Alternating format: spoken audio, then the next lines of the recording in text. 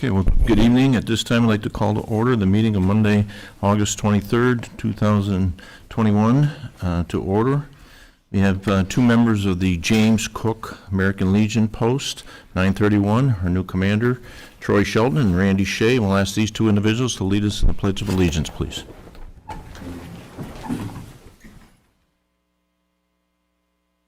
Pledge allegiance to the flag of the United States of America and to the republic for which it stands, one nation, under God, indivisible, with liberty and justice for all. This time, I'd ask members of the board to, no, we don't need a motion. No. My fault. I'll ask the town clerk to please read public hearing notice number 1.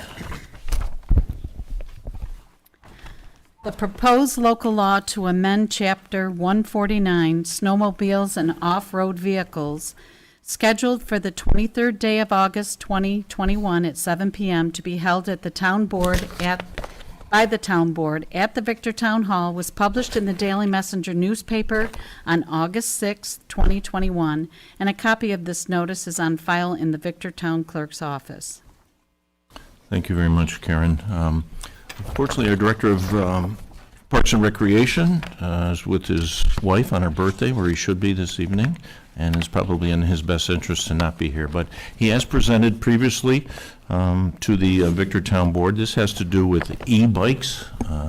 Many of you have probably seen them on some of the roads. There's 3 various classifications, Class 1, 2, and 3, and specifically this change would be for a Class 1, which is a pedal assist bike, which has a maximum low speed of 20 miles an hour. So at this time, I'll ask any members of the public if they'd care to speak for or against this local law amendment.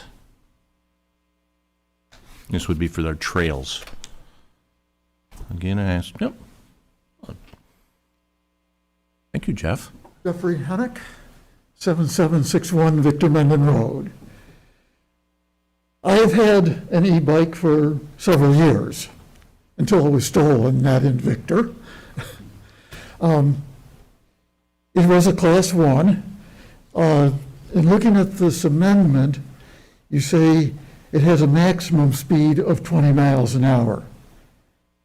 That isn't quite right. If you are pedaling, you can go faster than 20 miles an hour. It only has electric assist up to 20 miles an hour. Secondly, Class 1 and Class 3, there are bikes that you can convert from one to the other simply by throwing a switch, or even just a cell phone app. Does this preclude those bikes when they are used as Class 1 bikes?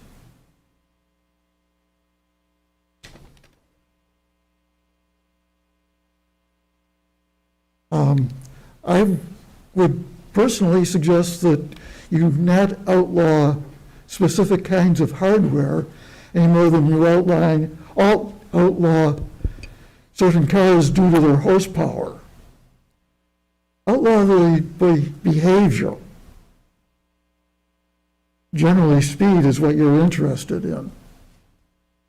Just as any powerful car can go by here so long as it's going only the 30 miles an hour is okay. I have friends that say they do not want a speed limit. They want to be able to ride their manually powered bikes as fast as they want. So I will give them that, but personally I would say a speed limit is a much better way. It is much easier to enforce. Then you can't tell by looking at it whether it's a Class 1 or not. The only way you can tell is to ride it and see how fast it goes. Thank you. Thank you, Jeff. Are there other members of the public that care to speak for or against this amendment to this law? Okay, thank you. Board members, do you have any comments? I think what I'm going to do is, actually, I know we have this on for a voting matter later, but I think what I'm going to do is keep the public hearing open. I think it stands that we should do some additional research on this and then come back. I don't think it's time sensitive, where we have to take action this evening, so. Yeah, it'd be good to get Brian's feedback. So we'll do that, okay? I do think that the limit of 20 miles per hour, though, and I believe, correct me if I'm wrong, but it cuts it off at 20 miles per hour. So I think the way that it was written would be that, not to exceed 20, meaning that you couldn't have the technology capable of propelling the bike beyond 20 miles per hour under the technology, rather than that it would be under pedal. And then, I think that in the discussions we had at the CAC, the real objective was to prohibit, the full throttle control bikes, where you're turning it more into some type of a moped motorcycle rather than it be a true pedal assist. So with the Class 1, if I understand it correctly, you have to be pedaling in order for the technology to assist you.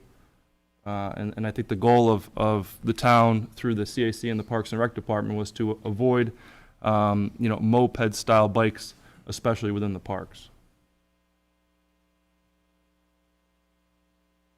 Well, to Jeff's point, what he's saying, you're going downhill, you could be going 30 miles an hour if you're pedaling it, but you're saying the bike itself, without any help, would only go 20, right?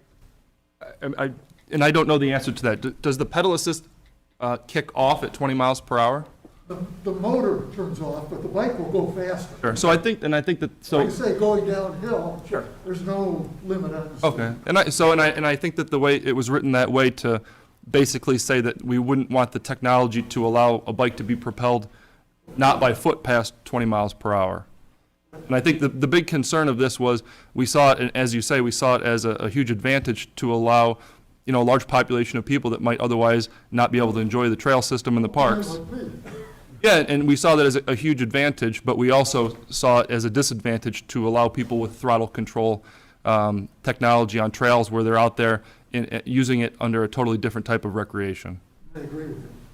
Yeah, but thank you. Councilman Cusimano, thank you, great points. And Jeff, again, thank you. I appreciate you letting us know your bike wasn't stolen in Victor as well, okay? Very, very important to all of us here, so, thank you. Well, at this time, we'll ask again, we'll keep that public hearing open. We'll ask the clerk to read the public hearing notice for public hearing number 2. Notice of a public hearing to reclassify 1403 East Victor Road, commonly known as Stonebrook Subdivision, from a residential overlay district A to a residential overlay district C, scheduled for the 23rd day of August 2021 at 7 p.m. in the Victor Town Hall, was published in the Daily Messenger newspaper on July 9th, 2021. And please take further notice that said petition is on file in the Victor Town Clerk's office. Thank you, Karen. First of all, thank all the members of the public for the letters that you have submitted. Clerk has passed them along, and I know we have a late arrival as well. That was on our table. Tim and Jeff, at this point, I don't know if you have anything you're putting up on the screen, or are you just going to give a verbal overview? We did. You don't have it.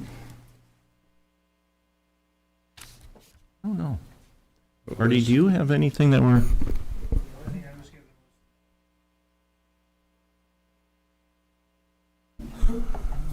Lucas had provided something to the town, but if you don't have it, we don't have it. Is that a map? I can make copies. We'll make some copies for the public, okay? You have more for the Is board? it in the packet, Jack? In our packet, For us, but I don't think the general public. yeah. Public need that, it's more, we have ours. The town board has it. What I want is, because we can't put it up on the screen, we'd like the opportunity for the public to see that. So that's what, Karen will make copies of that. Sure, pass them out here if you want. Does Marty want to hook up my laptop?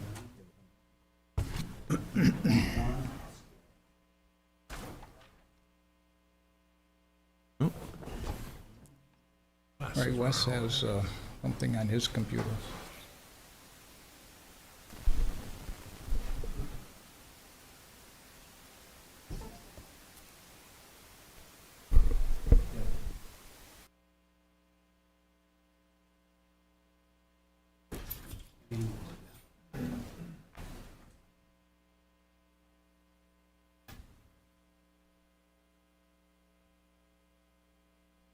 You want me to wait until Wes gets Your something call. going? If there's things you He can was- verbalize without That- individuals yeah, needing that I- map, That's you go fine, right I ahead. can do that. Thank you. Well, good evening. I'm Jeff Smith with Woodstone Custom Homes, and with me today are Tim Smith with Woodstone and Robert Bringley with Marathon Engineering.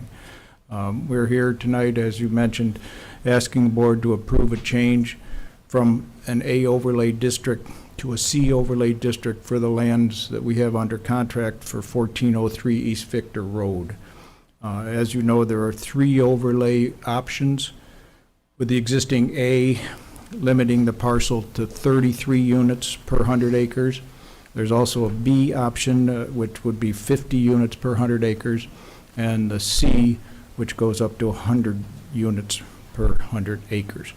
Our concept meeting criteria that we set for ourselves shows a maximum density of 92 units on the 115-acre parcel.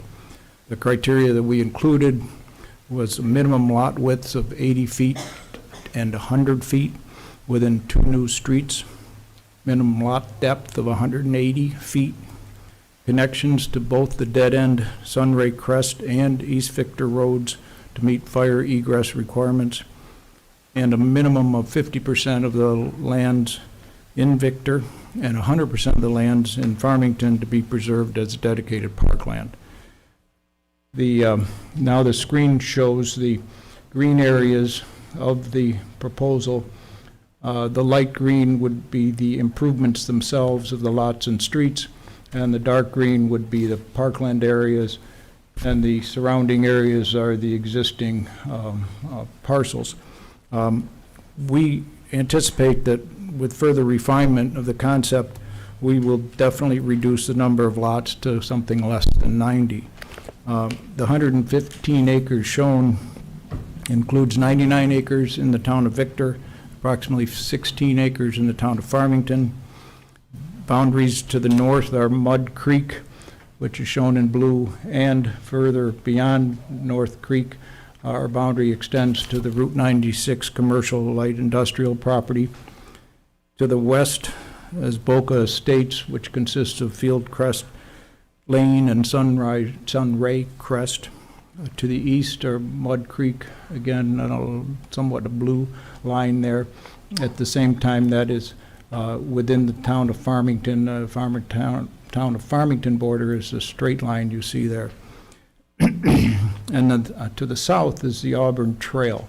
And to the south of the Auburn Trail, the first subdivision is the Southgate Hills subdivision, which is immediately south of that. The densities in the area are 1.8 units per acre in Boca Estates and 0.5 units per acre in Southgate Hills subdivision, which is immediately south there. We feel that our proposal meets a number of criteria, including the plan is consistent with the surrounding residential area and offers a transition from the 1.8 residential density to the north and west to the 0.5 density to the south of the Auburn Trail. It is also consistent with the future land use plan that was published in the 2015 comprehensive plan for the town of Victor, which recommended the most dense neighborhood density of 1 unit per acre for this parcel.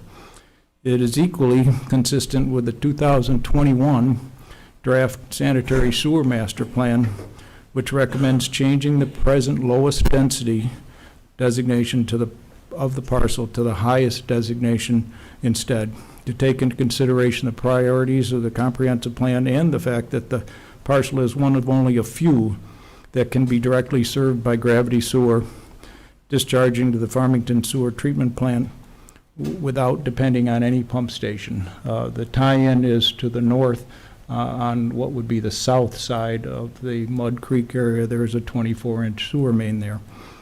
It equally provides lot sizes, widths and depths exceeding those in the surrounding residential areas.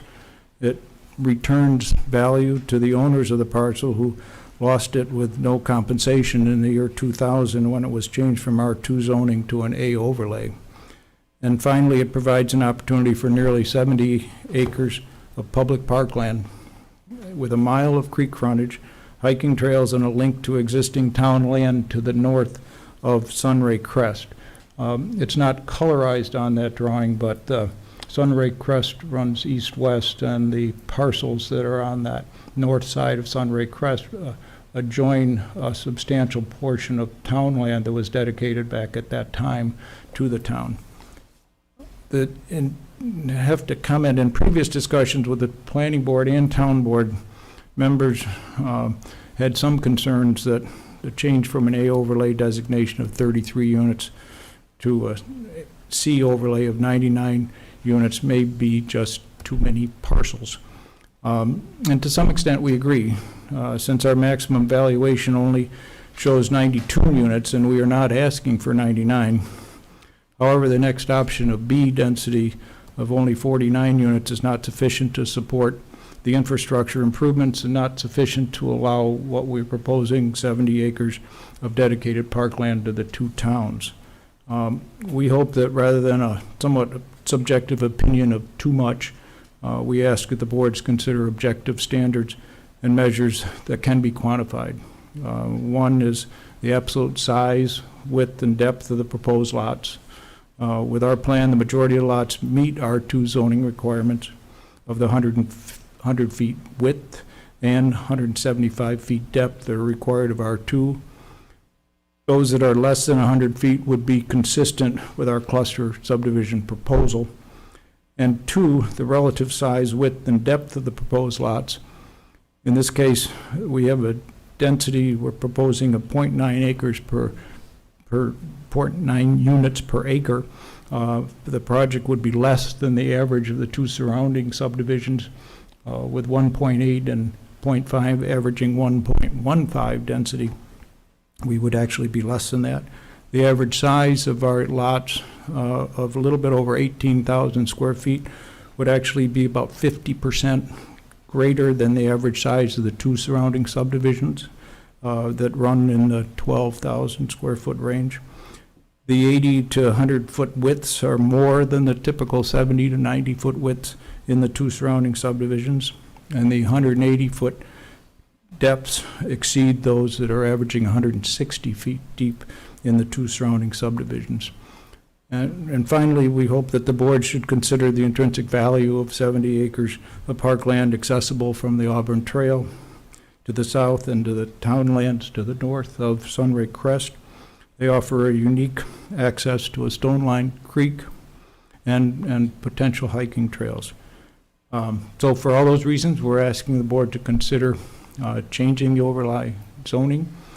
And we would certainly understand if the board recommends some maximum to that. We're suggesting a maximum of 0.9. I know in our discussions with the planning board, they were some place in between a B and a C. The question is how, again, to quantify that someplace. We'll be here for any questions, and I thank you for your time. Okay, thank you, Jeff. So nothing from Bob or Tim then? Okay, Not very good. right now, unless we have something technical. I have no more questions. Board members? Okay. At this time, we'll ask members of the public, again, come to the podium, state your name for the record. And again, I want to mention that thank you very much for those who have submitted letters and concerns, both on certainly drainage, water runoff, speed limits, things of that nature. Speed limits, I will tell you, even on this evening's agenda, we have two resolutions petitioning the state for speed limit reduction. We run about 90% down. We're only about 10% successful in these requests. So, and again, East Victor Road, certainly that's something we can work through the clerk's office and petition for a speed reduction. I'm just letting you know, gently that we don't have a whole lot of success, unfortunately, with the state. And if you travel County Road 9, that's one. There's been a number of accidents. We've talked about that. Willis Strong, Valentine Road, high-density roads here within the town, unfortunately. Like I said, we're about 10% success. So, this time, members of the public, please state your name for the record.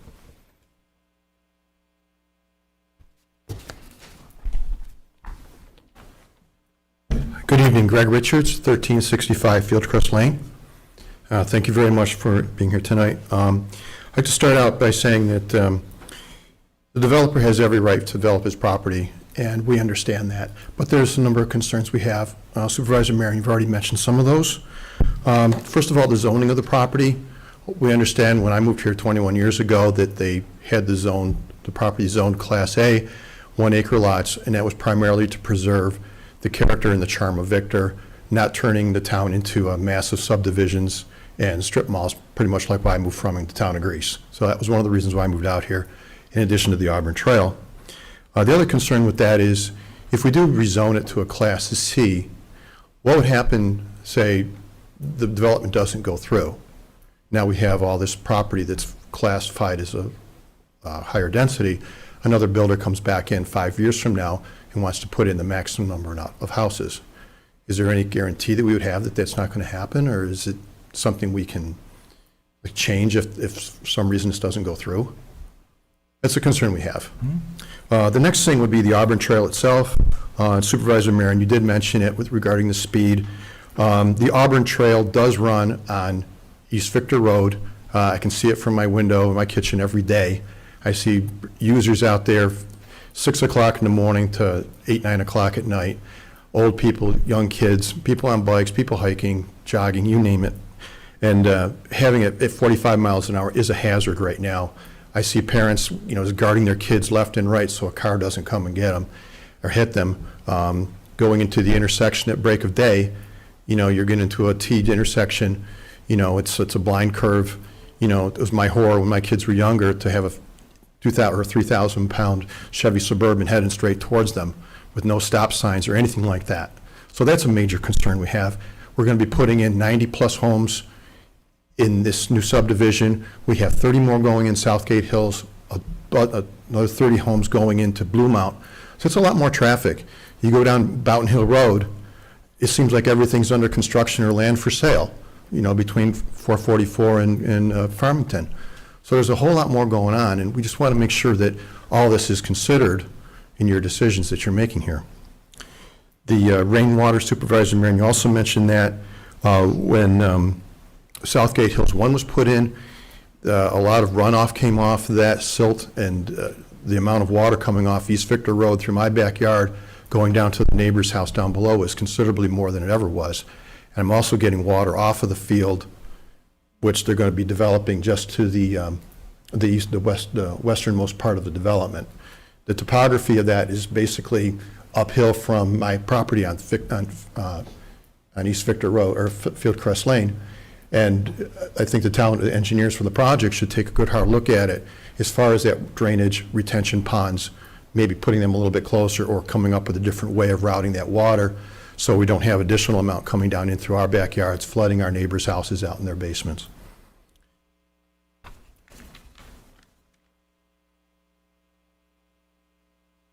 And also the access to the Auburn Trail, I saw the plan there. The better part of that, the southern part of it, it runs parallel to the Auburn. It would be nice if there was an access trail to the Auburn as well as part of the park enhancement. Sidewalks, when Kane Bojewski put our neighborhood in, he put sidewalks on both sides of the street. For some strange reason, developers in Victor do not put sidewalks in. Me at 63 years old, I'm going to be retiring soon. I'm going to want to walk down sidewalks. I don't want to have myself and my grandchildren having to deal with cars running at 30 miles an hour down the street. So if you could continue on with that, that would be an asset. If I was actually moving into the area, I would actually consider that as a plus to the neighborhood with sidewalks. And finally, Victor Schools. Again, I mentioned all the subdivisions going in. I don't know how much consideration has been put in to the additional load on Victor Schools. Again, that's our tax base as well to hire on or build more infrastructure for that. Also, Farmington is going gangbusters in their building as well, so that's a reality we'll have to deal with here. So. And then finally, we're willing to work with the developer. We live in the area. We're going to be living there for the next umpteen years. So we really want to work with the developer. I don't want to have an adversarial relationship. We'll be involved in the planning process, giving them our input. So I appreciate your time. That's all I have. Thank you. Thanks.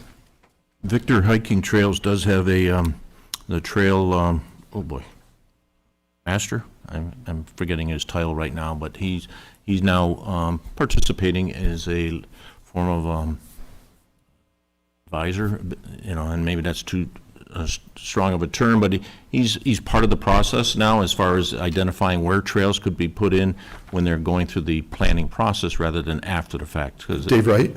No, actually, Scott Reinhardt. Yeah, I know Scott. No, so Scott, Trail Boss, I think might be his title. So that's, that'll be considered throughout any project in the town moving forward.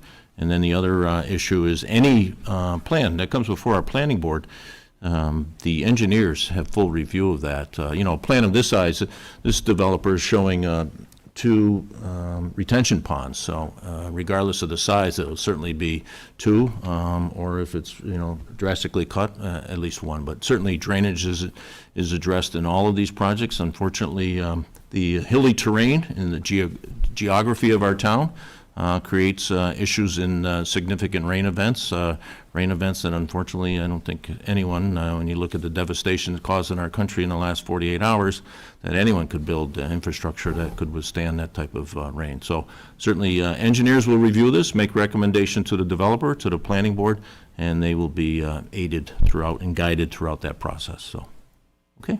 Thank you very much. Great questions. Thank you. Also, don't forget, we have Stormwater Management, who gets a good chance to look at this, and he's very involved with any projects that are going on because of the problems that we have had previously in the town with water runoff and water retention. So one of the guys that works in the planning office, his main job is stormwater, and he is aware because we actually walked the property. He was part of that walk. We talked to a few residents in the area about some of the issues that have been having recently with water running in some places that we didn't expect it to run. So we're well aware of the issues with the water runoff. Thank you, He Councilman. is addressing that. Thank you. Other members of the public? I have a question about that. Why don't you come up here? Because sometimes it's hard with the microphone, and we know you have a good question you want to share. Talk. I live at 1357 Crest Lane. We have the culvert right in our yard. It's right on our property. About maybe 2 years ago, we had huge torrential rains. I had 4 feet of water all covering the back of my yard. And I called Public Works. They came out. I could not get any satisfactory answers from them as far as who's responsible for that.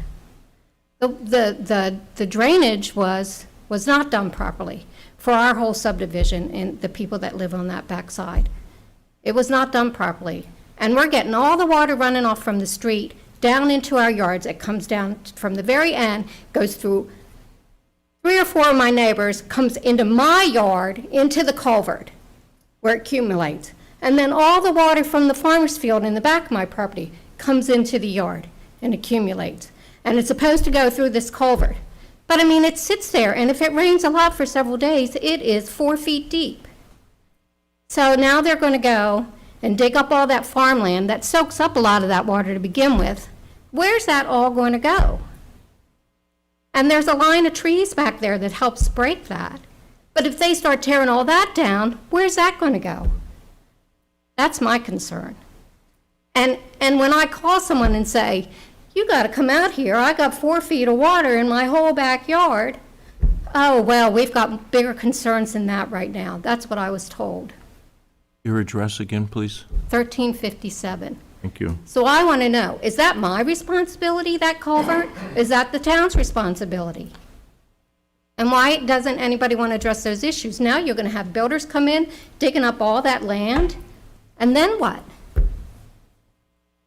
Plus, we have a whole row of trees back there that provides a noise break and privacy. And if they take all that down, what are we going to have? We're going to have all that noise in our neighborhood from 90-some houses plus, because they're building on both sides of the road. I mean, that's not right. That is not right. So if I could get some answers from somebody about how to address these issues, because I feel bad for my neighbors. They got water running through, but I've got a huge pool back there. But I can't get any satisfactory response about how that's going to be handled. And now they're going to come in and dig up all that soil in the back there. I mean, what's that going to do? Are they going to connect a pipe to that culvert that goes into that development? Where's all that water to drain off? Does anybody know? Can you tell me? You're the developer.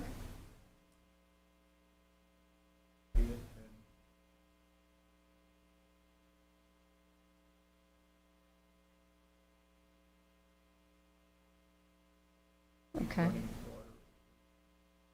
So you won't be coming onto my property line to attach to that?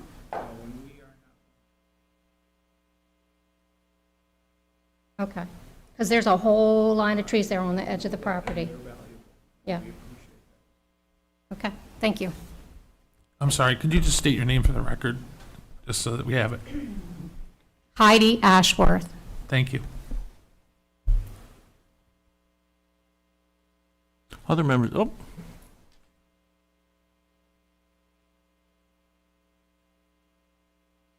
Can have copies of what everybody who's heard this a million times, I'm sure, Thank you. but just so you have this. Can you give me the meeting minutes, or the agenda?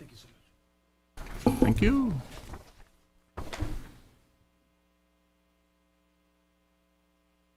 Thank you.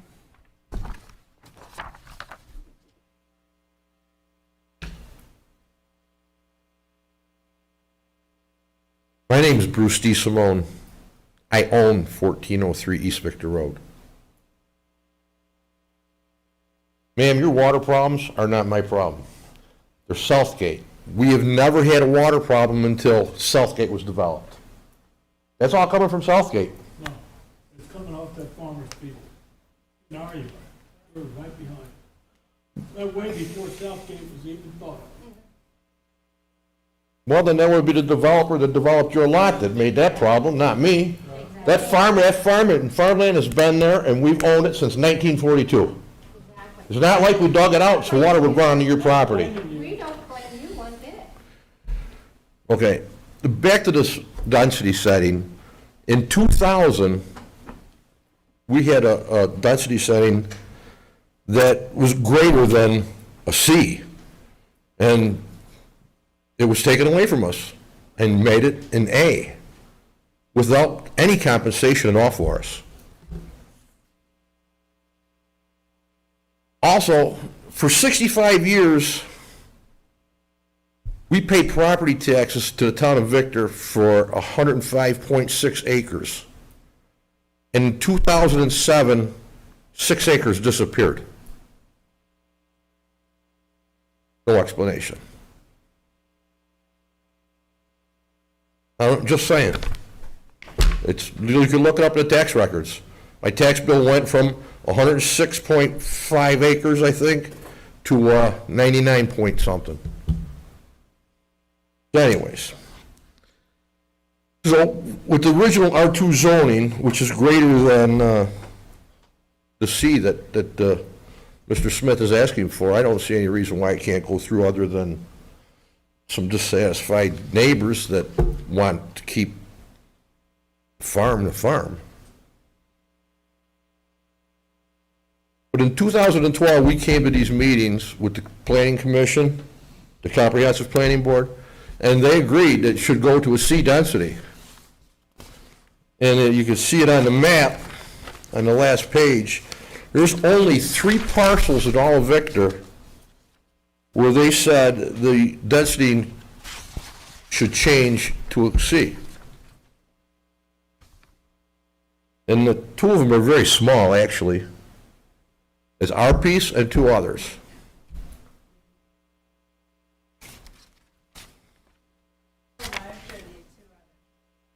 I'm sorry? How large are the two others? I don't know. It's,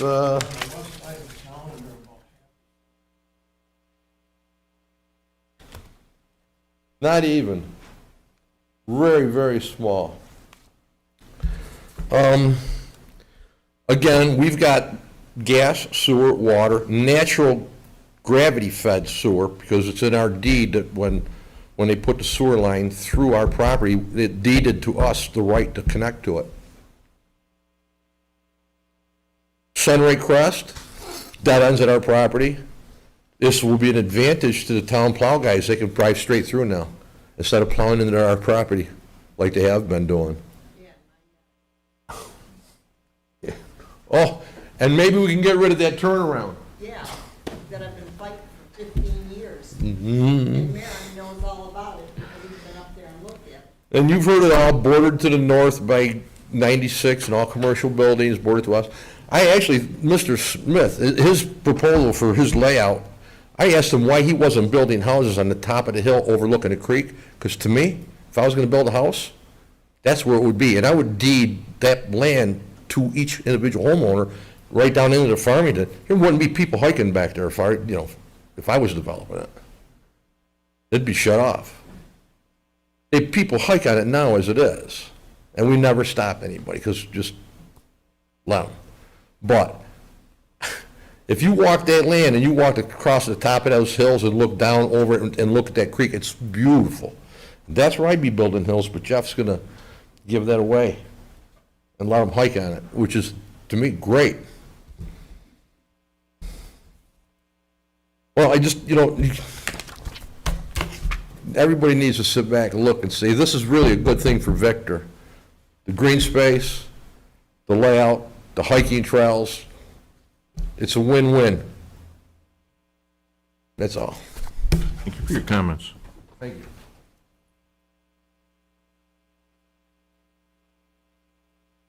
Other members of the public?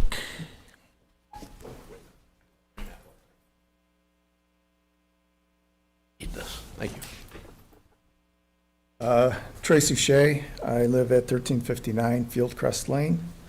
I'd just like to reiterate a few points that Greg made, also Heidi, and some real concerns from the neighborhood, and I think I speak for a lot of people. One concern is the Auburn Trail, of course, and Greg mentioned this, but I look at the map, for instance, and I see the one entrance to the development right close to the trail that crosses East Victor Road. And just to have that kind of traffic so close to the trail and people crossing the road at that point seems like it could be a concern. That, also the speed limit that Greg mentioned, I think, and just the amount of traffic is, and the traffic on both Sunray Crest Drive would increase quite a bit. There's a lot of families with young kids on that road, and, you're talking about 92 houses that are gonna use Sunray Crest and East Victor Road. There's only two entrances. So that amount of traffic is gonna double or triple in my mind. The other main concern that I see is the intersection of East Victor Road and Route 96. It's a problem right now for being a hazardous intersection, and the access out onto it when you're turning left to go west towards Victor, it's difficult to get out on it right now. So if that amount of traffic is increasing there, that's gonna be a real problem. I mean, that's even more so than Lionel, or similar to Lionel Road where you put the traffic circle. So, the other issues that are really concerning to me also is the drainage. And I have pictures that I sent with my report, I guess, and I think you all have copies do. of them, that shows the level of water that's coming through our backyards. And the culvert pipe is 22 inches in diameter, I think, and it was underwater completely. And a lot of this stormwater runoff is coming from the farm field. 50% or more is coming from the farm field. And you can see that in the pictures. As they, to the left of the red shed, which is Heidi and Tim Ashworth's. And you can see there's a path of water coming down through there that's probably 8 foot wide or more. And when Heidi was saying there's a 4 foot deep pool of water, there is at least that. There's probably twice that, as you can see in the pictures. It's about 4 foot deep, but it's probably 100 feet wide. And I'm speaking from my personal experience. My basement's been flooded twice from this water. And the last time was just the end of July, when we had the hard rainfall. So the water is coming down through the farm field, and it's significant. And it's the reason why we have a problem now. It's existing now. Now, if they take the development and, don't provide the right drainage at that area or a retention pond on the west side of the development, then there's going to be even a worse problem than what we have right now.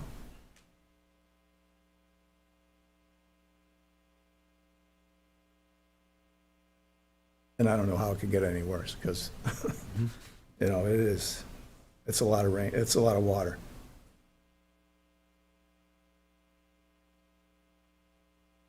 So those were the main concerns, I think, that we have, and I think they're real, and they're, so that's it, I guess. Thank you for your written comments, your presentation here, and also your photos. Appreciate it. Other members of the public?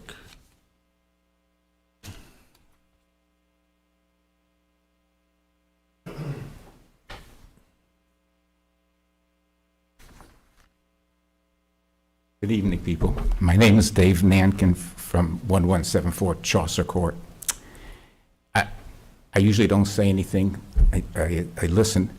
I was at the last planning board meeting, and I heard everything that Mr. Jeff Smith had to say. And I think we're at a defining moment for Victor. I was here 3 or 4 years ago, sitting here, when this first came before the board.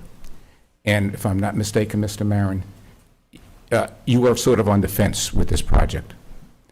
I think you figured, and rightly so, that if you broke the 41 line going south with the sewer, that would open up the whole southern area to a building. And at the same time, the only board member that was here that's not here tonight is Mike Weenan, and he took the part of the landowner and the person who's been probably farming and taking care of the property for generations. And he thought this was their moment, in the sun to be able to garner some monies together for their families, for retirement and such. And I think you came to a very nice conclusion by saying that, if I'm not mistaken, there were 39 homes to be originally put on this property. And there was about 100 or maybe a little less acres for an easement that's going to be turned over to the town, and they think they could, the owner of Beaumont could farm the area, or not farm, or leave it just for the town to do it or what they want. In other words, leave it open for perpetuity. David, are you referring to the Bluemont project? Because this one is north, it's between Route 96 and County Road 41. So the blue mont to your right point is on Yes. 41 south. Oh, this is to the north? Yes, you familiar with the Farmington Victor ambulance? Yes, Yeah, yes. Sunray Crest is a street or two after that, and it's property, East Victor Road heading east. Okay. I'm sorry, it's my mistake. Excuse me. So it does stay as 30. Good recollection, though, on a couple of key points there. Okay, I'm sorry to take up the town's time with, thank you. You're very welcome. Other members of the public?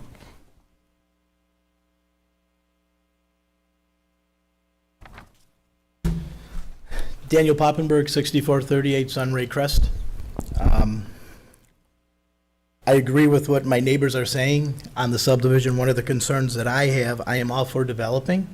One of the concerns I have is what the pricing of the houses are going to be in the new subdivision, because obviously I'm concerned about the value of my home, obviously. The other concern I have is I'm not convinced we need to have two entrances, because one of the concerns I see is if we're going to develop this, I think it should look like the neighborhood I live in now. That's why I moved there. We have sidewalks on both sides of the roads for a reason, and we like that. Also, streetlights. Are we going to be putting streetlights in, or are we going to go what's existing within the neighborhood? A concern I have, a lot of times you'll see people, when they put an addition on a house, and you can tell when it's an afterthought. I don't want to live in a subdivision that makes it look like an afterthought. When we walk through the neighborhood, it should look similar. The houses should look very similar. And that's a concern I have. So will we get answers on, like, price ranges of the new houses that are going in? I don't think you're going to lose property value. Price points that I've heard. Okay. Yep, and size, I think the size, on a site walk, I remember that, I think larger lots and potentially larger dwellings. Again, I know the cost of materials have gone up and stuff like that, but I don't foresee losing property value. What's our price range for the starting of the new construction? We're anticipating. Doesn't fit the neighborhood. 400 plus, my house is not worth 400 plus, and I'm gonna speak for my neighbors. They may not like this, that's not what our houses are worth.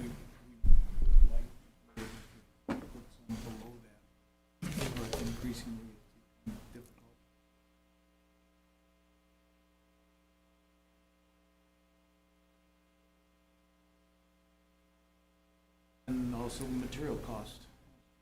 Can you speak up, please? Just saying it is difficult to build affordable houses these days for a number of reasons.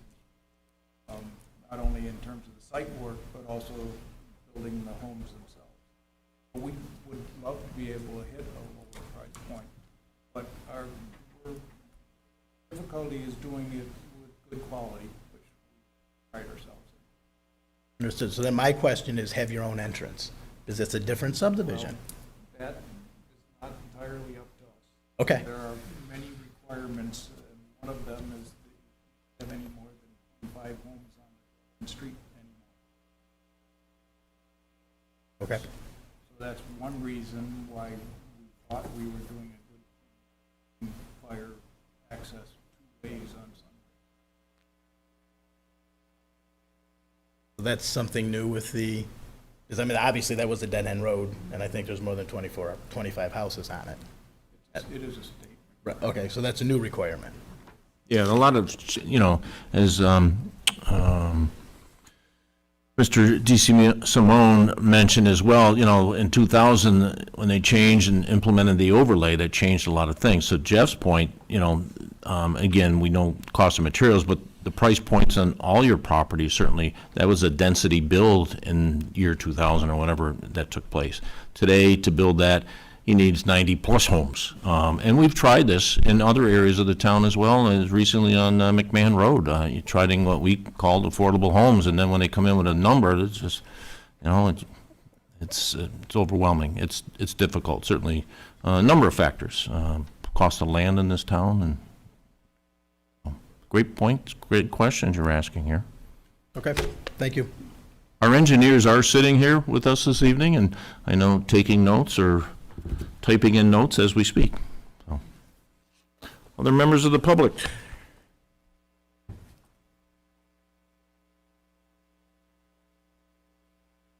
Dave Lentine, 1394 East Victor Road. But I'm here for my father, who owns half of the property with my cousin, Sam Lentine. I have a handout here for you guys. Thank you.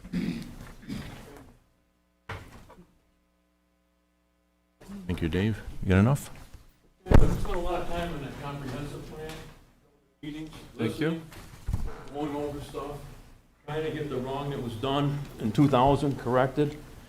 And the 2015 comp plan was put together by members of the town board, the town conservation board, the town planning board, along with other organizations of the town and input from residents and landowners. The plan took years to complete, thousands of hours of discussions, workshops, meetings. All the proposals were put into the plan in the best interest of the town of Victor's future. If your idea didn't seem to be in the best interest in the future of Victor was not accepted, reasons were given why. If your ideas had merits that were shown to be in the best interest of the town future, it was adopted into the comp plan. Many ideas were accepted, many were rejected. The ones that were accepted were approved by the town board in the acceptance of the comprehensive plan because they made sense and they thought they were to be in the best interest of Victor's future. Section 8-3 says, this section states, propose a system of future land use, including maximum development densities, indicate the particular types of uses the town expects and desires to see in the future, taking into account the existing infrastructures, as well as agriculture protection, natural resources, culture resources, growth management, open space, neighborhood development, economic development, transportation, other recommendations in this comp plan. 8.4, the bottom of the section states that the maps in the future use of the plan will also serve as a basis for revision of the town's board mapping and revisions to the town zoning codes. However, the future land use plan is not a zoning document and should not instead should reflect the community's vision of its future self, whereas a zoning code is a regulatory mechanism that specifies a range of uses together with the bulk density limitations to be permitted in the short term. A future land use plan guides development over a longer period of time and indicates a particular type of use the town expects and desires to see in its future. Okay, and then 8-8 says factors including influencing density limitations. Water and sewer infrastructure are essential to supporting higher density developments and therefore important to determinants and assigning maximum densities. 8-10 says restricting development to mitigate traffic. This section says adopting regulations intended to limit the reduce of anticipated build-out. Some portions of development that would otherwise take place in Victor, perhaps even the majority, would likely take place in adjoining communities, instead with the potential to increase traffic through Victor nonetheless. It's already happening in Farmington. They're going crazy. All right, and then 8.12 is our goals.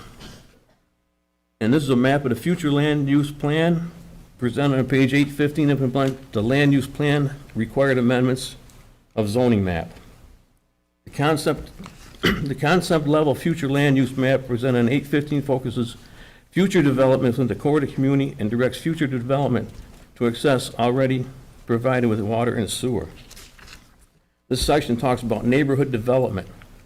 This development would be a continuation of Boca Park with larger lots and protecting the most valuable green space that Victor has, in my opinion, the area along Mud Creek. It's gorgeous. I grew up in there. I spent my whole childhood there. My cousin spent his childhood there. It's something I would like to see saved. And I'm a resident right across the street, and I don't plan on leaving. And it would be a shame to lose this area. Like my cousin said, if this doesn't go through, the next developer may say, hey, I want to develop the creek. I want to take the density off of the farmland, leave that as a farm maybe, and then we lose all of that green space. All we have is a farm with nothing that the town's going to get, because you can move development rights. Where was I here? Oh, 816, the map shows a future land use. The map, there's only 3 properties that go from least density to maximum density. with 1403 being one of them, and the other two properties on the east sides, and they're about, looking at the map here, I can't tell, I don't know, but it looks like about half the size.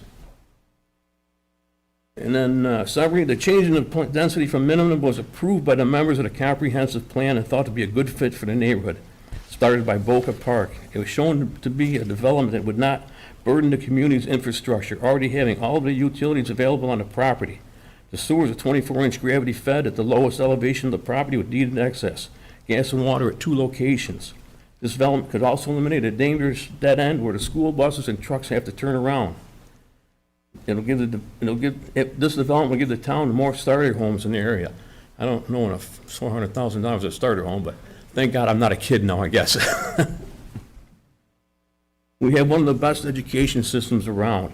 If we have no place for the hundreds of kids that graduate to live every year, we're going to send them off somewhere else. They're not coming back. And I'm sure everybody wants your kid to come back to the community they grew up in. The main thing this development does is protect Mud Creek area. This will be enjoyed by more than any other green space we have in the area, except for the hiking trail. I mean, but this, if you go down there, it's just gorgeous. And hopefully the town hiking trail can go through it and do something to it, because it's going to be a very big benefit to the town. And last, it'd be a shame the town board doesn't listen to the recommendations of the comprehensive plan and ignores the thousands of hours put into this plan by the hundreds of volunteers from Victor. And then I put in there, I put your 816 showing the neighborhood density for our property. It was considered neighborhood density. It's not like Southgate 2. Southgate 2 wasn't a neighborhood, it's a medium density. But their lots are smaller than what we're getting. And like the owner there for, I watched all these town board meetings online, so I know. And like he said, Southgate 2, they're looking for empty nesters. That's what 90% of it was. So I mean, to say that you don't want to go from the smallest density to larger density, it's only 3 locations in Victor that have that. And the reason why all 3 of them is because they all have sewer, with no infrastructure needed to build up that. And then I put down the Boca Park's lots there. They're 70 feet wide. And then they're in the last, I copied out of the abstract the deed for the sewer and the rights that we have. It's at the very bottom of the page. It says the grantor and their heirs or subsequent owners will be permitted to connect into proposed sanitary sewer line for the future structure, provided they're able to all abide by all permanent ordinances, regulations that exist in the future town. That's about all I have to say. Thank you for your comments and your efforts. Except for, as a landowner being right across the street from this, it's my understanding that DEC says when you build a piece of property, you have to direct all the water away from other residents. You can't push it over onto somebody else's. So that problem's going to be taken care of. So I hope all you people understand. That's what the DEC says. As long as the town engineers enforce that, they're going to have to redirect the water back towards the center of that farm. Would you like this? Yeah, it wasn't done on where we live now. What's that? Where we live now, they didn't. That farm was there before the developer did any excavation. That farm has not changed any elevations. No, we don't blame the farm. Right. It's not the farm's Right, fault. what's happened now, if it is draining that way, it will have to be corrected by the developer. I'm sure the engineers will take care of that for us, right? Hopefully, if they didn't take care of it. Thank you very much. There are other members of the public that would care to come to the podium and address the board. Thank you. Hi there, 1363 East Victor Road, Patty Feck. Well, this is my first ever town board meeting, whatever we want to call it, so it's really been interesting to sit here tonight. And I'm here because of, I obviously live on East Victor. I live right there at that corner of Break a Day. And I just wanted to, I guess, support a couple of the thoughts from some of the neighbors. Number one, it seems like we're really just trying to fit a lot of homes in a generally smaller area. And my first thing that comes to mind is just the size of the school. And I don't know, at what point do we think about that? They don't even have enough technology to provide each student with technology based on what's happening today with COVID and everything else. So as we increase the population today in the town, I guess at what point do we really start thinking about how it's affecting other subsectors of the town as well? The other thing that I want to just point in on is that stop sign at Route 96 and East Victor. We haven't even opened up the Dodge dealership, and as that area starts to grow, it's really difficult to get out of that road. I do it daily, and get quite nervous when my son is there as well, as an inexperienced driver.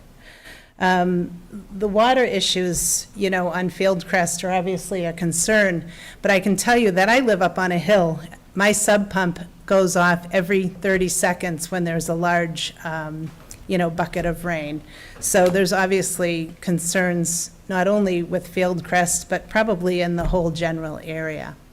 And I think the last thing I just want to point out is looking at the map, and I'm sure people are mixed on this, but when you look at that second entrance coming in from Sunray Crest, the traffic volume that you're increasing into that neighborhood today seems quite extreme. That second entrance that goes out to East Victor being close to the, the walkway, the trail, it just seems like maybe, if possible, there might be an option to put an entrance somewhere further up East Victor so that it would release not only the traffic going towards 96, and also probably through Sunray Crest.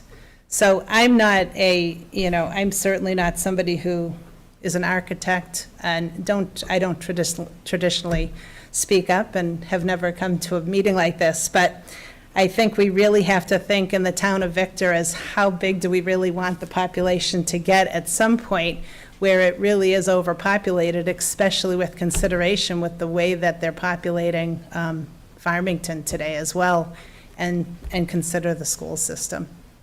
So I think that would be it. Thank you. Thank you.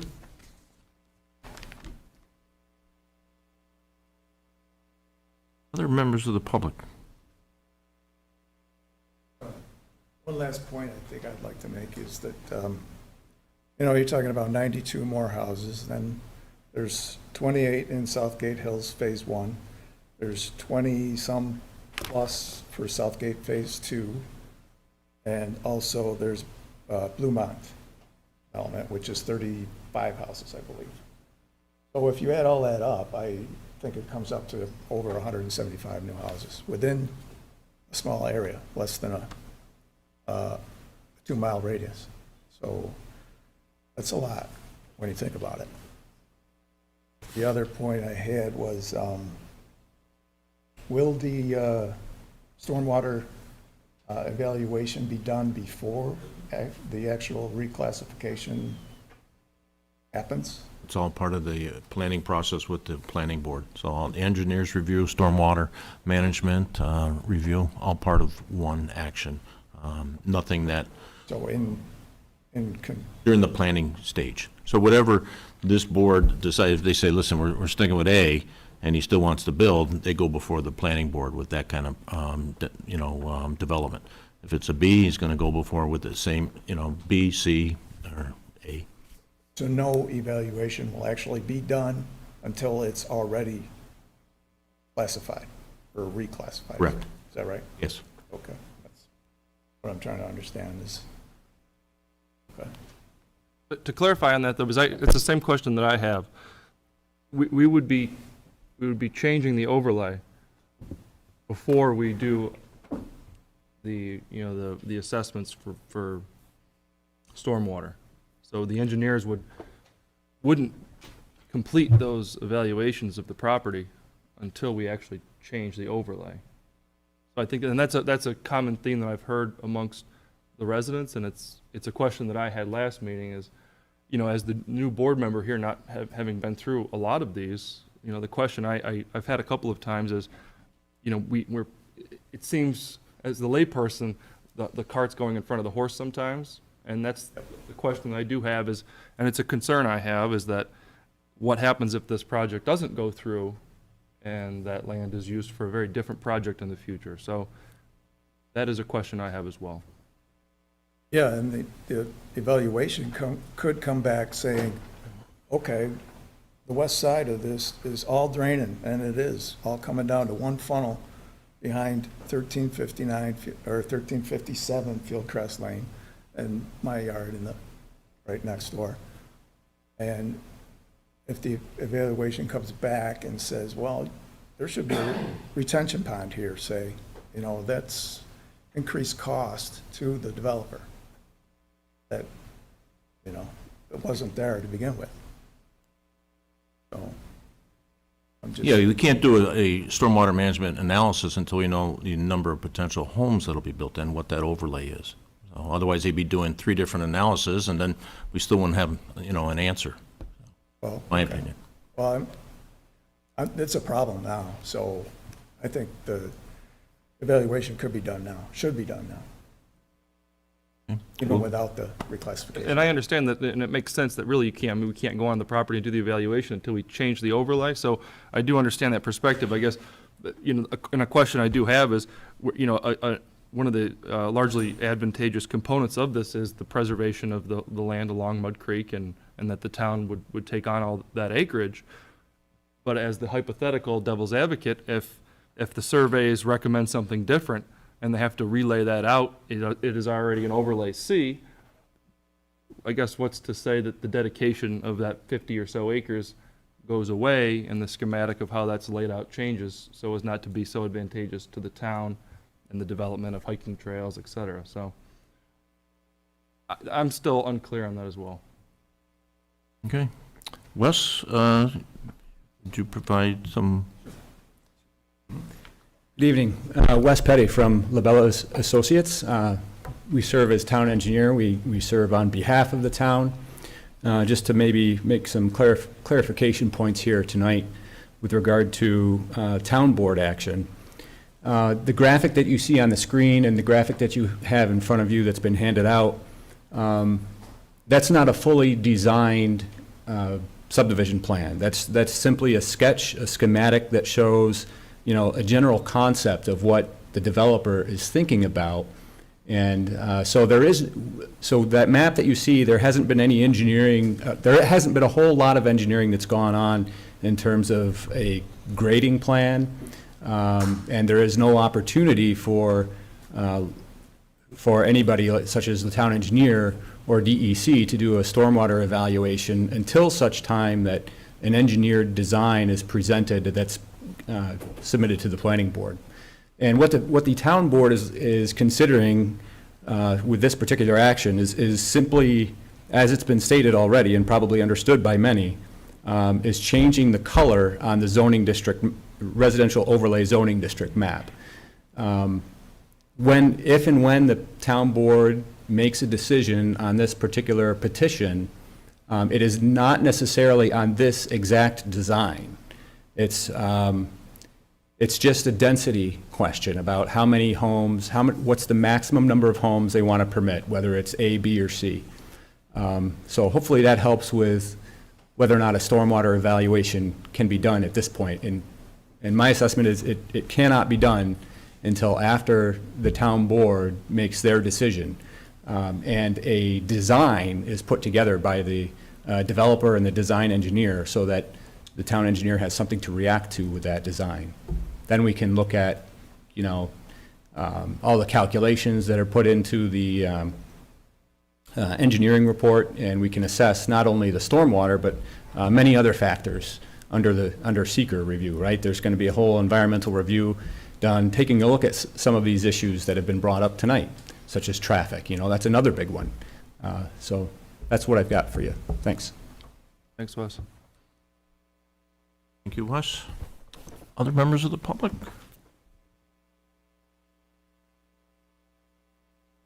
Yes, my name is Peter Morello. I live at 1358 Fieldcrest Lane, so I am familiar with the neighbors and the problems with the flooding in their yards, so it goes without saying, I don't want to repeat that.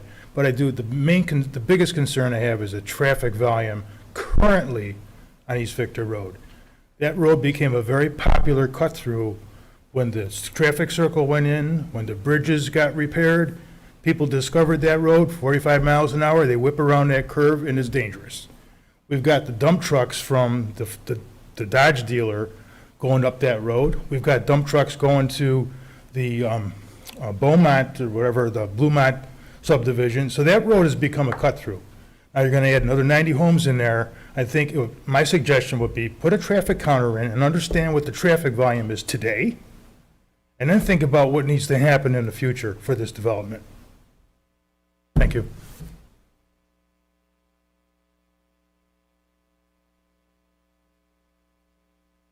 I don't have much to say. My name's Tim Ashworth, and it's a nice picture.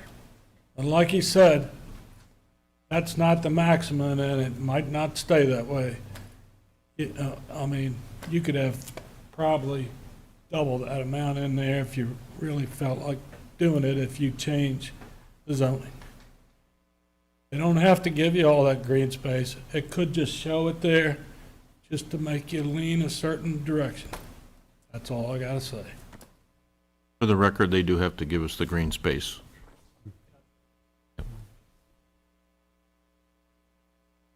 Other members of the public? Okay. Board members, any comments? I mean, as far as the, your thoughts on the overlay at this time?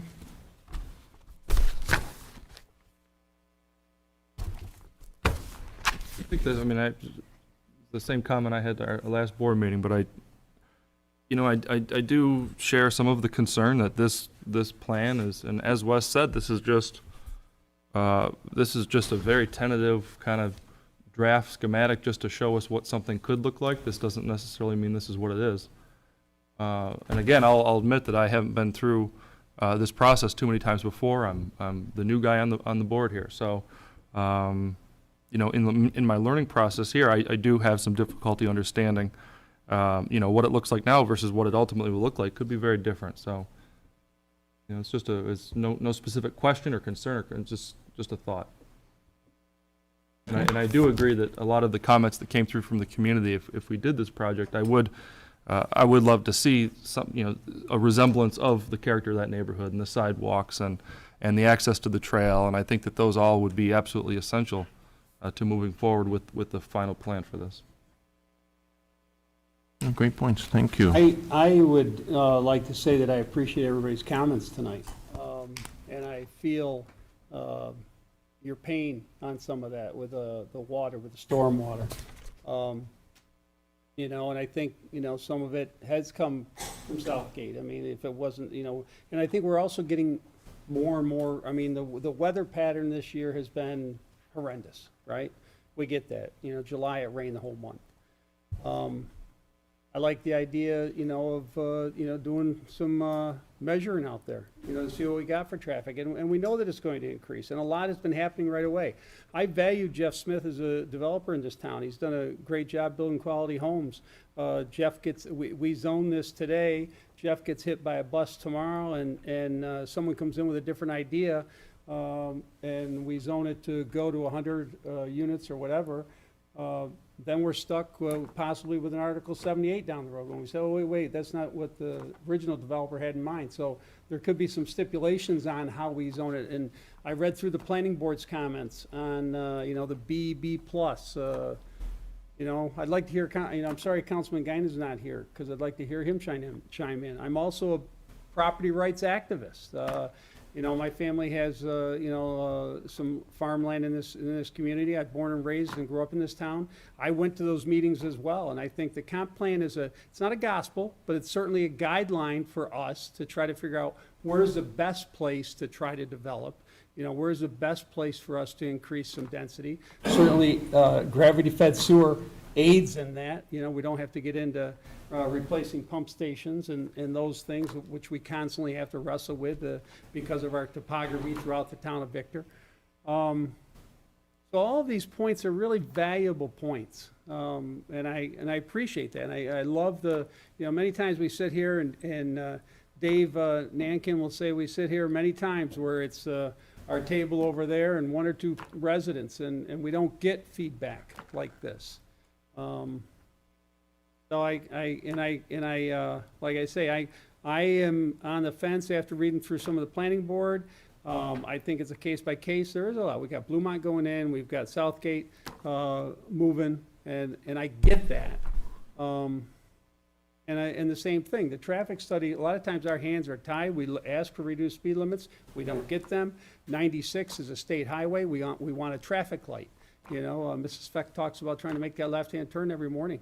You know, it's certain times of the day. Now, especially with the rotary, I love the rotary. It's nice to keep the flow of traffic, but now there's not any stopgap, right? So there's no that stoplight used to slow some people down coming through the village. I'm rambling a little bit, but I'm just trying to absorb everything that I was listening to tonight, and I just, you know, I really appreciate it. And you know, I think that I probably would prefer maybe to keep the public hearing open for a little bit longer to see if we got some more feedback. And, you know, to tread lightly on this. Let's take a look at get Keith out there to see what's going on with that culvert. Is it plugged? Is it not draining? I mean, you know, get some answers to that maybe. I don't know. But I certainly don't have enough information in front of me tonight to say, yeah, let's go and make this move. I do think, I love the idea of getting rid of that dead-end street. And I love the idea of that Mud Creek. I've been down that creek many times, and that is beautiful down through there. And to have the opportunity to preserve that for future use for people that don't know of our hidden secrets that we have in this town, would be a shame to let that go as well. So those are my comments as I sit here and listen to everyone tonight. I agree. And one of the things that we wrestled with a little bit in regards to the comp plan is, and I was an advocate of taking them on one by one, and this is the reason why.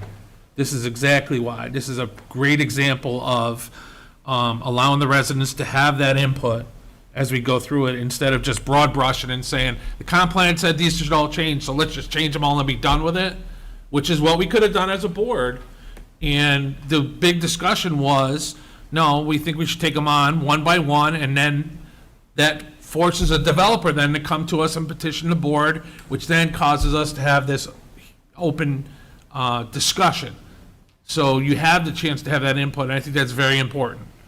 Now, we all agree landowners have rights also, so we got to find that balance, and that's what we're trying to do as we go through this process. But again, we hear you, we hear your concerns. Obviously, the developer's sitting here, he hears all of it also. And you have the landowners who also have concerns because, you know, that's their property and they have rights to do with it as they see fit. So this becomes that balancing act, that careful look at, you know, as each project comes towards us and goes through the planning board. And our town engineer, they definitely have heard it multiple occasions.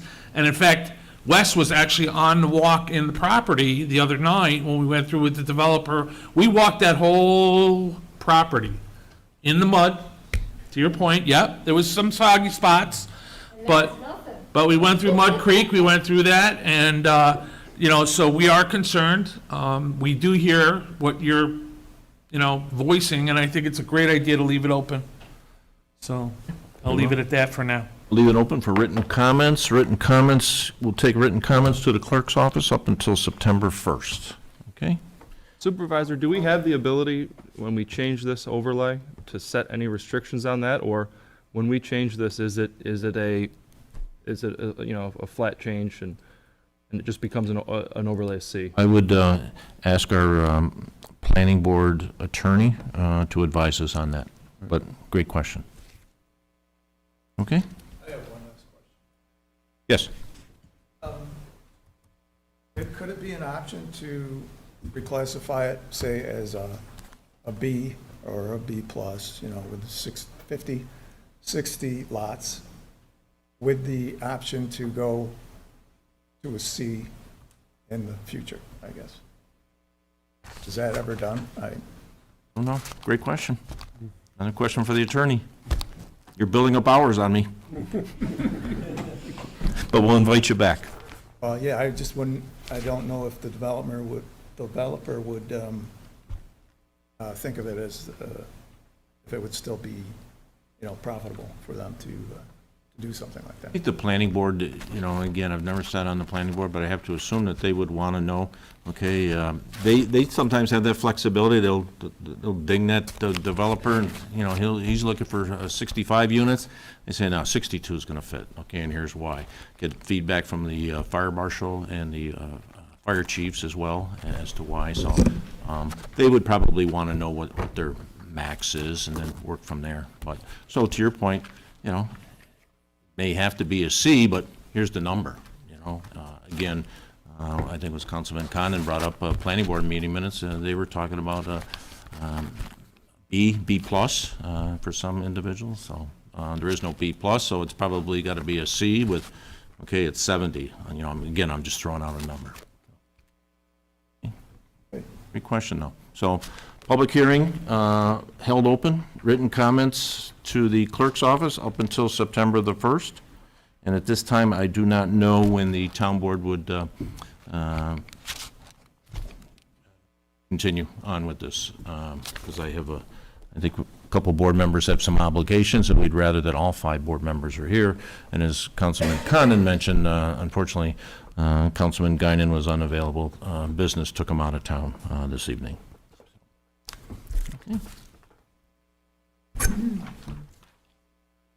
Okay. I don't have to do it. No. Okay. Moving next to town board announcements. I want to declare Councilman Guinan necessarily absent this evening. Under privilege of the floor this evening, item number 3 is going to be postponed. This was the Eastview Mall update.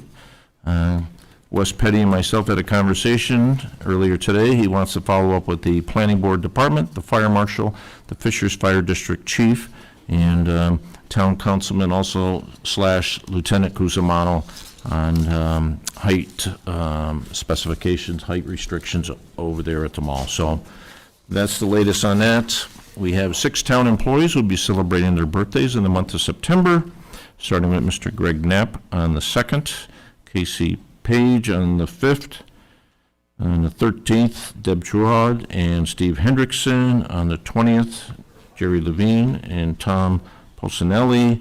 In addition, Ontario County on the 11th, September 11th, Ontario County will be holding a household hazardous waste collection at the Farmington Highway facility from 7 a.m. to 3. I do know you have to sign up for that, though, as well. And on the 18th of this month, or next month, the 44th Annual Hang Around Victor Day from 1 to 7 p.m. So, in addition, Labor Day, all town facilities will be closed, and that's all I have on that. Moving to meeting minutes. Town board members, for your consideration, July 26th town board meeting minutes. There is an amended in there. There is an amendment by our clerk. Has to do with Resolution 2005 that was flagged by Finance Department. It's page 7 on your meeting minutes if you have them in front of you. And it has to do with budget line item from the general highway So moved as amended. Okay. Second. All those in favor? Aye. Approval of the August 9th town board meeting. This is a meeting for payment of bills, and we did have, I think, 2 resolutions as well. So moved. Second. Okay, all those in favor? Aye. And I'll abstain, because I was not at that meeting. Thank you, Councilman. And when the clerk is ready, I'll ask for her to present the manifest, the abstract of claims for this evening. Manifest 16 for 2021 in the amount of $188,387.87 has been reviewed by the Victor Town Board with the following accounts charged. general townwide, general outside village, highway townwide, sanitary conveyance capital improvement project, S&S Consolidated Sewer Fund, and trust and agency. Thank you, Karen. We like to identify expenditures that are in the range of or exceed $5,000. You'll see payment number 1 is to Alliance Door, highway garage doors. Number 2, B&M International for the September rent for their courts facility.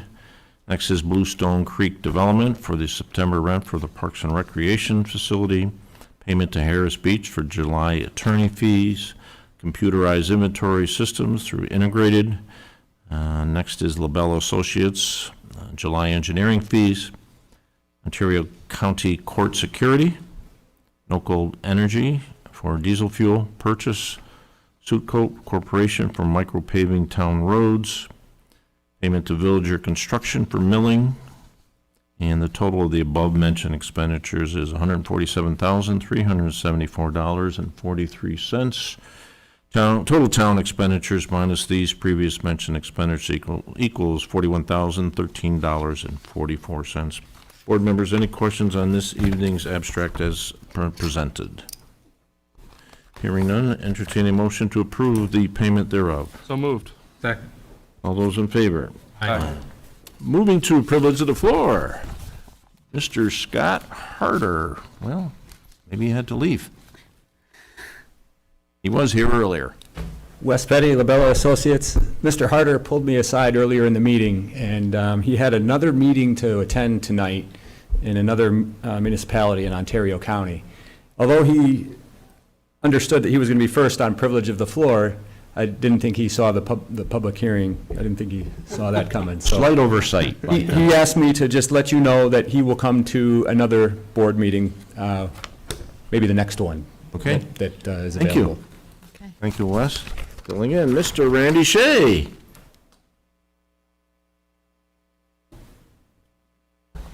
Good evening, board members and public. My name is Randy Shea. I live 50 West Main Street, Victor, New York. I am an American Legion member, James E. Cook, 931. I've been with them for about 4 years now, and they decided to make me project manager for the Memorial Monument, which we have out here. We have our ceremonies, Memorial Day and other events. One of the things that in the design of the town hall that sort of didn't fit right for us is that nobody could see the monument. And calling it Victor Civic Park was sort of generic as to what exactly it is. And anyway, so it's been in talks for 5 years now, or 6 years. The town board has always been open to helping us with the funding, but we needed to come up with a plan and some quotes. And so I've got one good quote, really solid quote from a very reputable place. I did get another quote. The other monument place wasn't able to meet some of the things we were looking for. I probably should start by saying I'm joined by Commander Troy Shelton, Bob Hackett, treasurer, and about 3 other positions. I don't know, he's always doing stuff. And then Tim over here, and surprised to see him here for other reasons. But okay, so I handed out some stuff to you guys that gives you, email communications and different things, but I don't have a solid number as to what it's going to cost, but at least you have a good vision of what we're doing. Kind of going backwards a little bit, when I started off, they were talking about facing the front of the wall with, Victor Veterans Park, and then there were going to be the emblems on there. Well, at the time, it was going to be 5 emblems. Maybe it's good that it got delayed, because we got 6 emblems now. But the wall, the structure wasn't really solid. The monument guy that I was talking to at the time was not comfortable in saying that the wall wouldn't tip over at some point, because it would be front heavy. And then the footer down below, we couldn't determine whether that was going to be sufficient. So then the idea came along, why don't we take down the wall, because we're going to have to probably anyway to do all this. And then then the idea came up, well, why don't we turn the monument around and raise it up on a trapezoid? And that idea hit home with the guys in the American Legion, especially with the help of SWBR architectural firm. They did some renditions for us that helped us make that decision. Beyond that, the other thing is it was going to be called Victor Veterans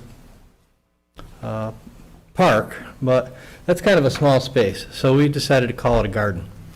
And part of that is also that we like the idea of opening it up a little bit, make it more inviting, put some more plants in there, some benches, some other things.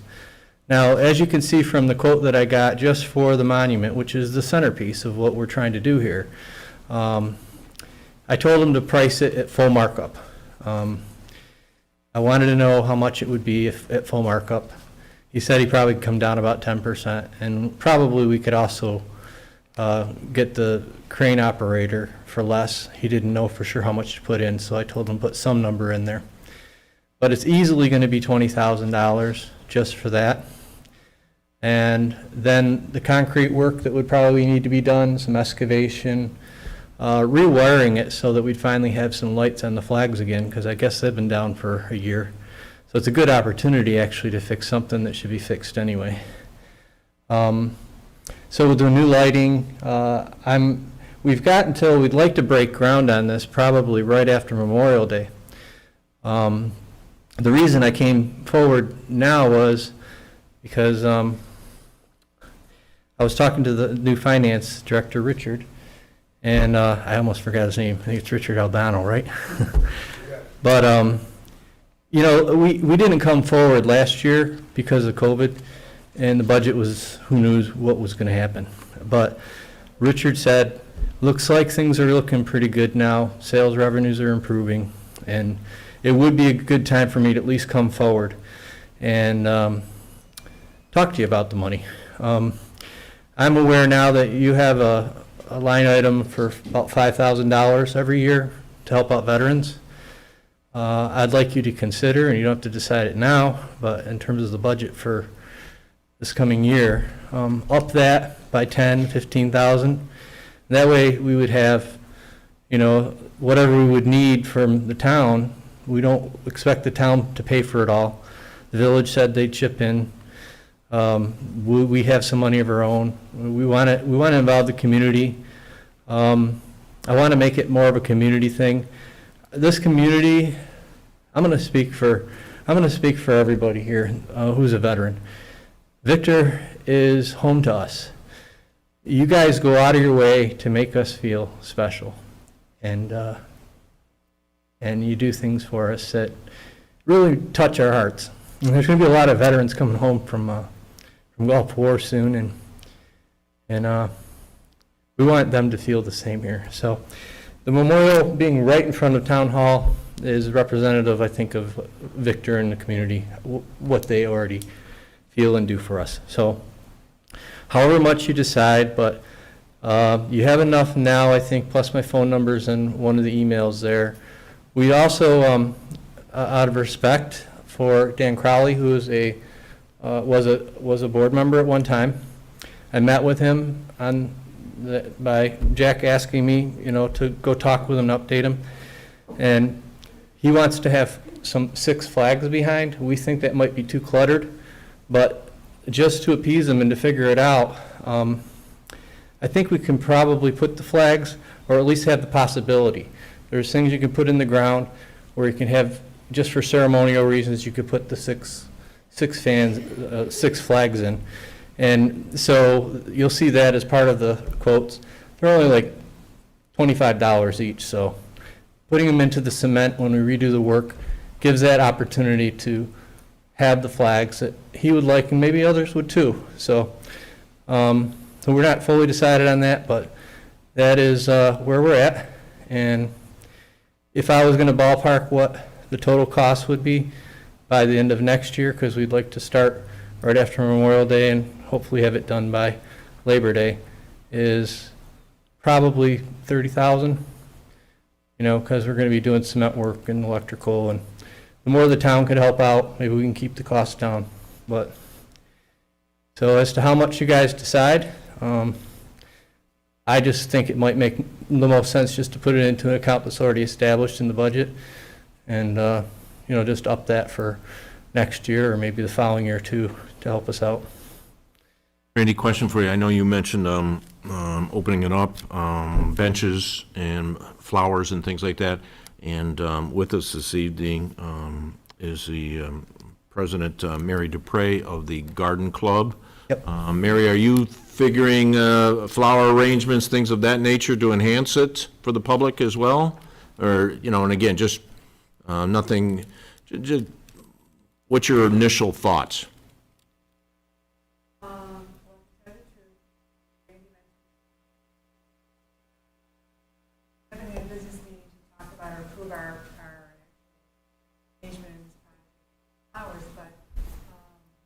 There are flowers out front already.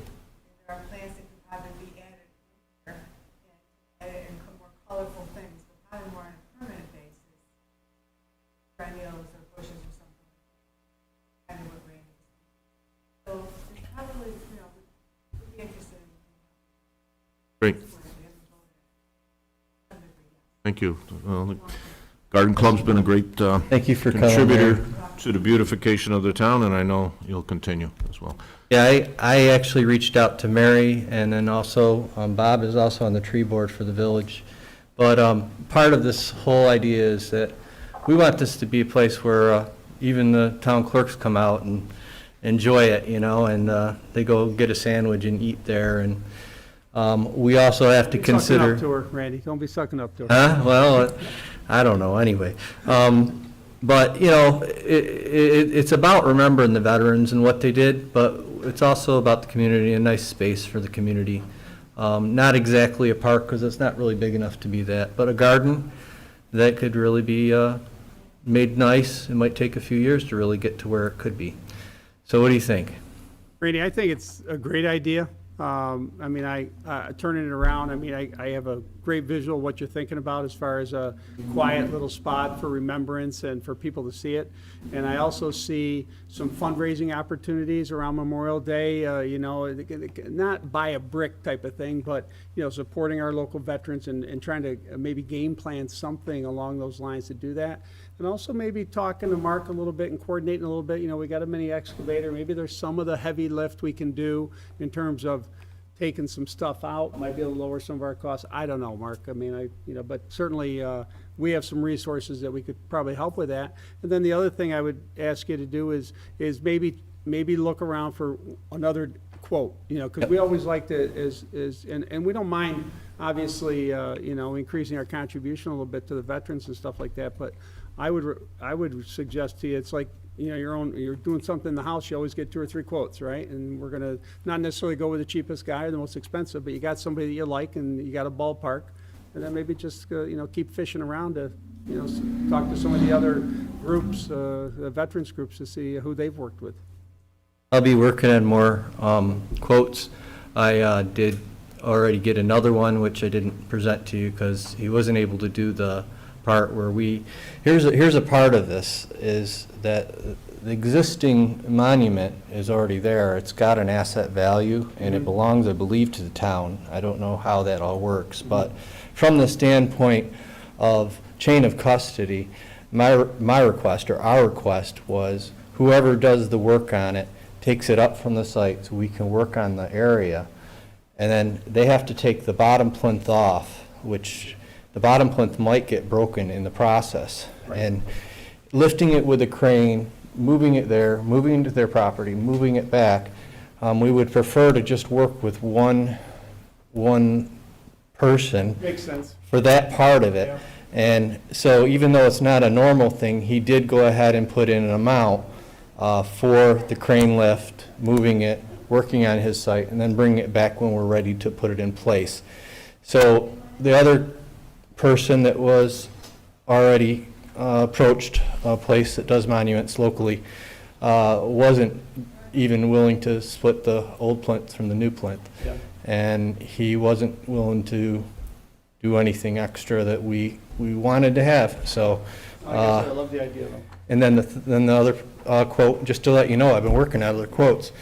The one up in Newark, first he said he was going to send me a quote, and then over a year later, he still hadn't. And then I called him, and nothing business-wise. I don't blame him at all, but he says he's just too swamped and he can't take on another project. There's one other person that I think I can get a quote, maybe one more quote. But Finger Lakes Monument was also highly recommended by multiple sources. Also, that they do good work and you can trust them when they got a time deadline, etc. So I'm not saying that we're going to go with them, but just to let you know, I understand that, and I've been trying to do that, and I will continue to. But I think that the ballpark of 30 is probably about right. And your idea of fundraising, we're planning on doing other stuff, but if the town can kick in 10 or 15, that would be very helpful. So I don't know. Anything else? I guess the only thing I have to say, because you made the point, village to chip in, the village government? Well, you know, they said they wanted to a few years ago. So they're going to refer to you to the A fund. Well, I don't know how this stuff works. I'll do the presentation and see what What I'm happens, looking but- for from the village is a commitment saying we're going to commit X number of dollars out of our village coffers. Yeah, I don't know. You tell them to I'll try, I'll do what I can, and you could use your influence as well, I'm sure, as you care about us veterans, I know you do. Thank you, Randy. Yes. Appreciate it. Have a good one. Okay, public comments, an opportunity for members of the public to address the town board, any concerns they may have.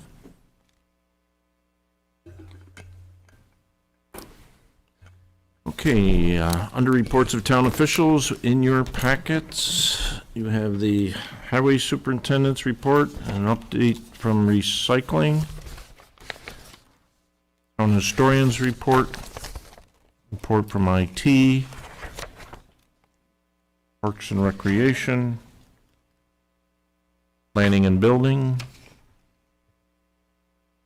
and our town clerk.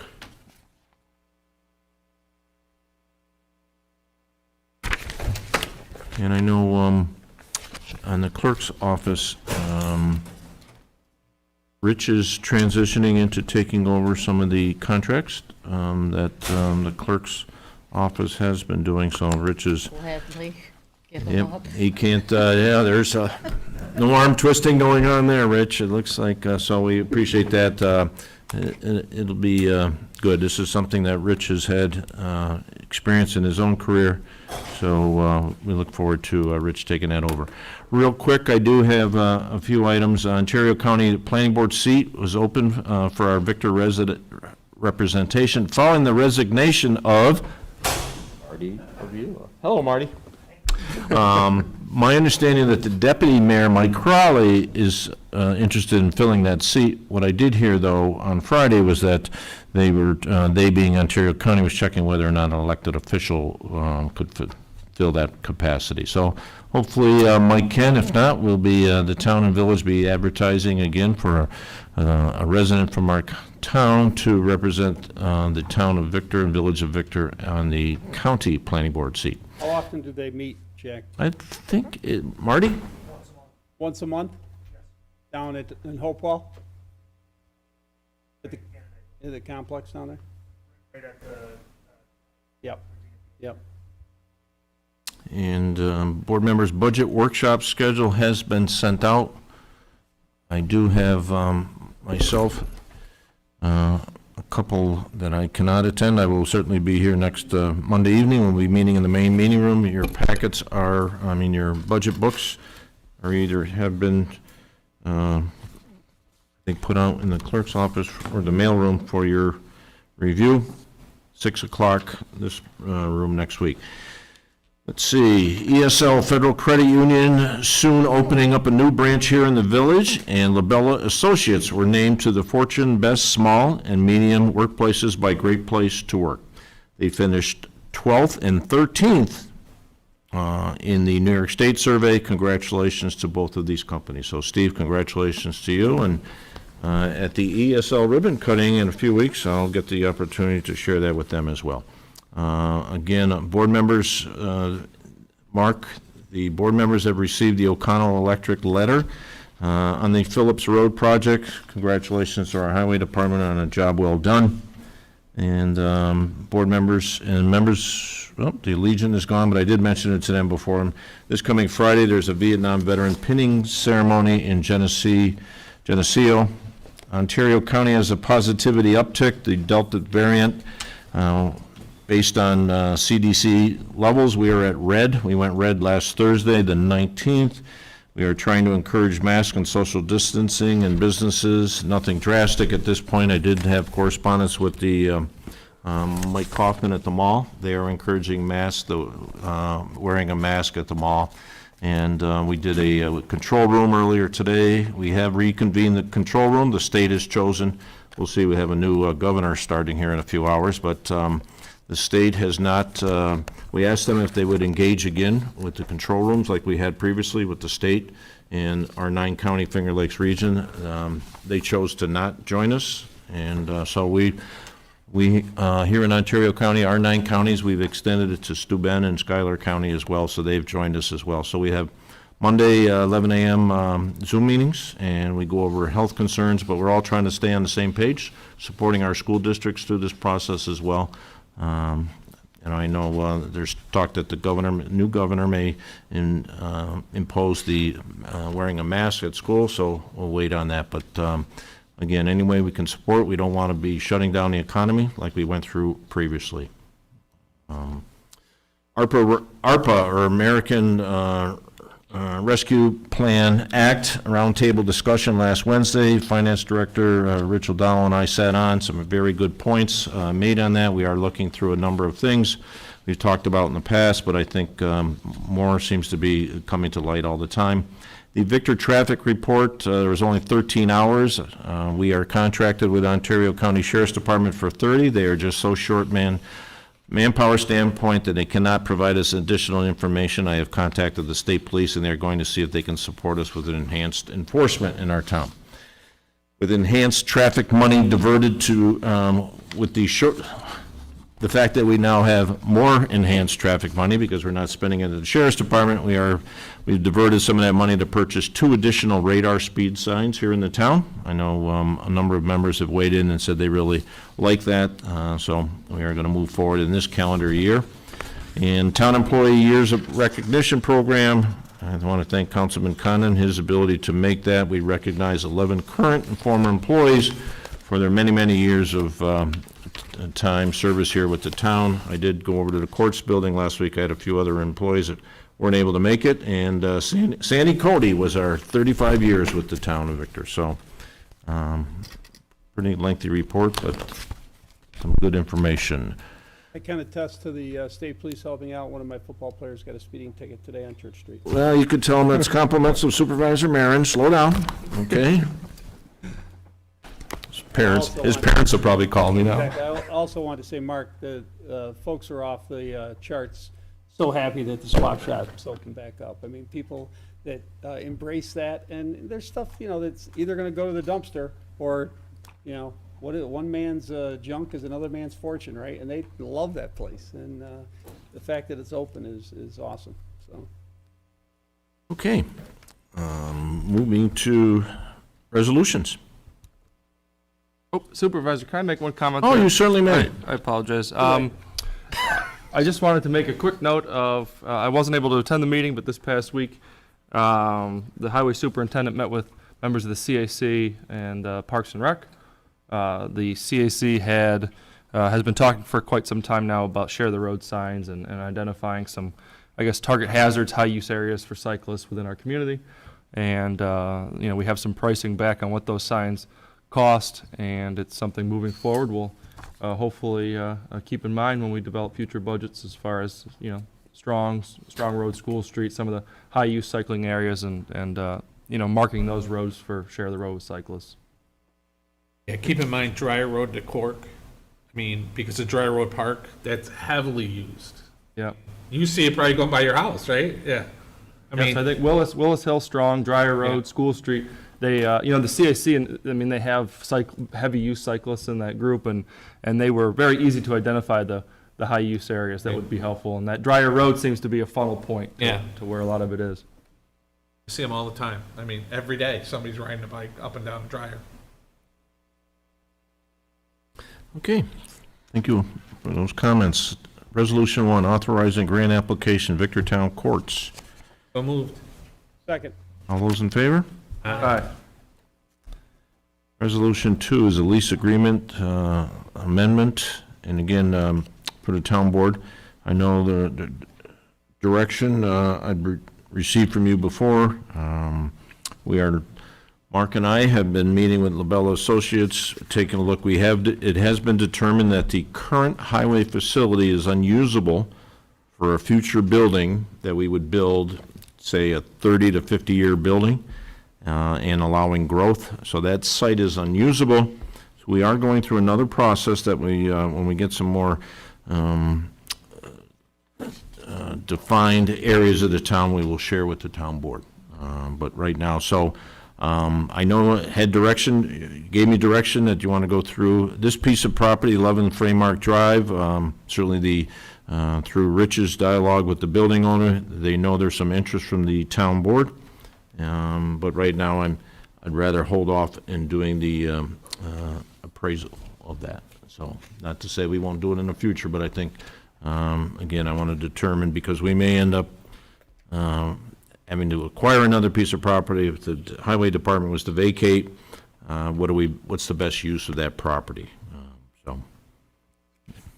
I'm stressing patience at the moment on this. So moved. Second. All those in favor? Aye. Number 3, extending the existing professional agreement with Shalafo Law. So moved. Second. All those in favor? Aye. Number 4, extending the existing professional legal consulting service agreement with Harris Beach LLC. I don't know, Frank's not here tonight, Well, so, Kevin, can we make an amendment and ask that Kevin attend on 50?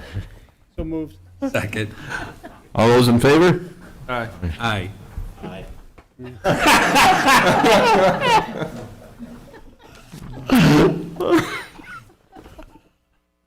Oh, great. Please make sure the minutes reflect that. And that's why we want you here. Yes, oh my God. Number 5, extend the existing agreement with Zarteski and Associates. So moved. Second. All those in favor? Aye. Number 6, renewing contract. This is for the design and layout of the newsletter. So moved.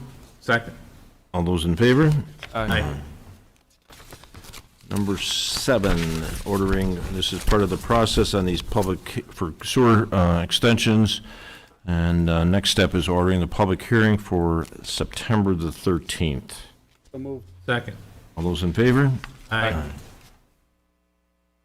And number 8 is much the same. Order for public hearing, and this is for establishing the Willis Hill Estates Sewer District. Wes is gone. I'll catch up with Wes. I had a question from Mike Guinan for him. So moved. Second. All those in favor? Aye. Okay, next is, we've talked about this previously here with the cannabis law, the ability to prevent the smoking of cannabis. It has to be in the same areas where you would prevent the smoking of tobacco and vaping as well. So moved. Second. Okay, I think the only thing that we would, before I call for the final vote, the specific areas, so there's, Kevin Lee, there's a village park right up here. Victor Municipal Park is actually in the village as well. And the village is going to do their own smoking regulations as well. So are we just saying all town parks or town parks that we oversee? So that's something that'll have to be incorporated into the language. Sorry about that. I would say all town parks that are all town parks And to the extent that we don't have dominion over them, it wouldn't apply, but it would cover all other town parks other than those in the village. So I think it's a better to have a broader net. Okay.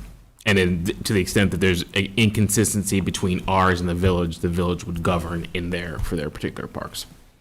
And we have to make sure that vaping is also part of this, so the smoking of cigarettes, the vaping of any materials, and then naturally the cannabis. Gotcha. Board members, anything else you think that should be in this local law? All those in favor signify by saying aye. Aye. So number 10 has been pulled. Public hearing remains open. Number 11, accepting the letter of credit, Fairways. So moved. Second. All those in favor? Aye. Contract for pest control, Victor Pest Management. So moved. Second. All those in favor? Aye. Number 13, license and hold harmless agreement, 1087 and 1089 Chapel Hill Drive. So moved. Okay. All those in favor? Aye. Number 14 and 15 are petitioning the New York State DOT, evaluate the speed limit on Willowbrook Road.